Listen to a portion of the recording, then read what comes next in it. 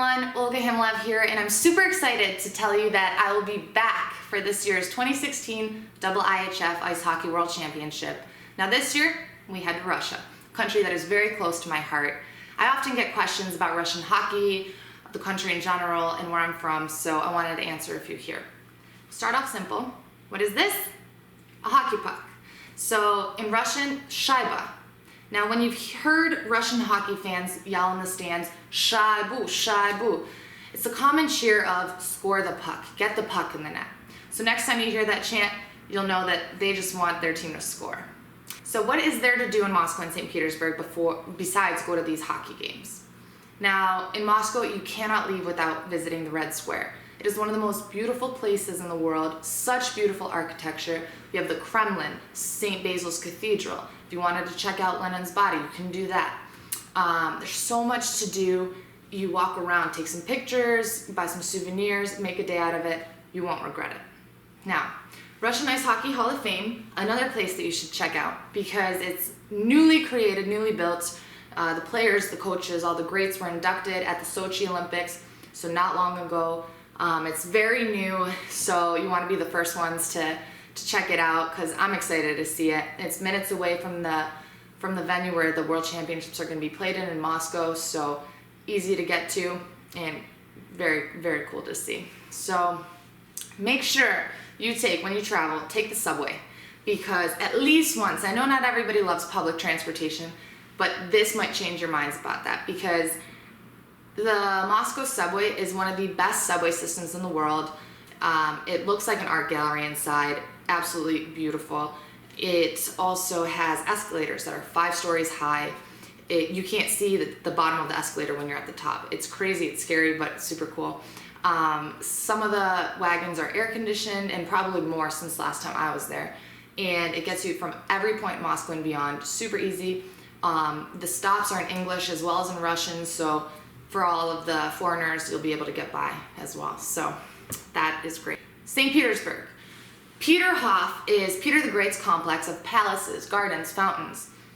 Stunning is one way to put it. So I was walking around and the outside of the building is made out of gold. Then there's tables, chairs, everything inside was made out of gold too. I was walking around with my mouth open like, is this real? It is, so go see it. You'll see just how lavish the lifestyles that they lived in the past, and it's such a neat experience walking around.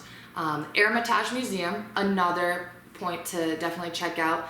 It's an art gallery filled with amazing artwork. I saw Rembrandt in there as well as a bunch of other high-end pieces.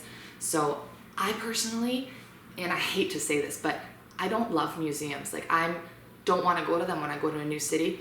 But when I was in St. Petersburg, from morning till night, I was at some kind of a museum or checking out some kind of history, walking around. Such a cool city to check out.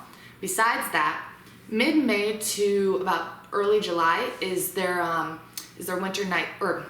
White Nights Festival.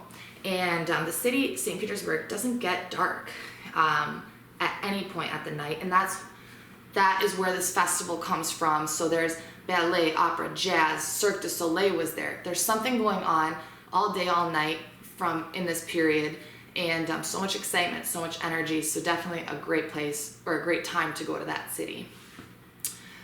Besides all of the very nice artwork, architecture, and history that both these cities have, the nightlife is one of a kind as well.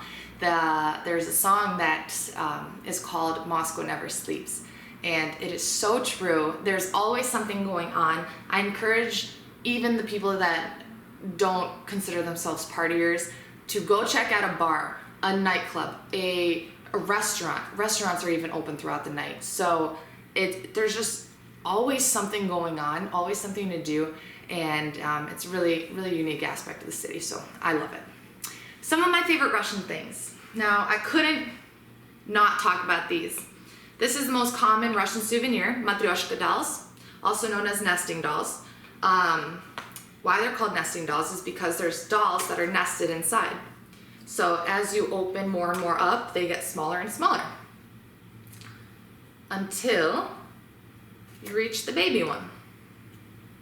So There's matryoshka dolls that have 100 pieces. There's ones that have 5, like this one.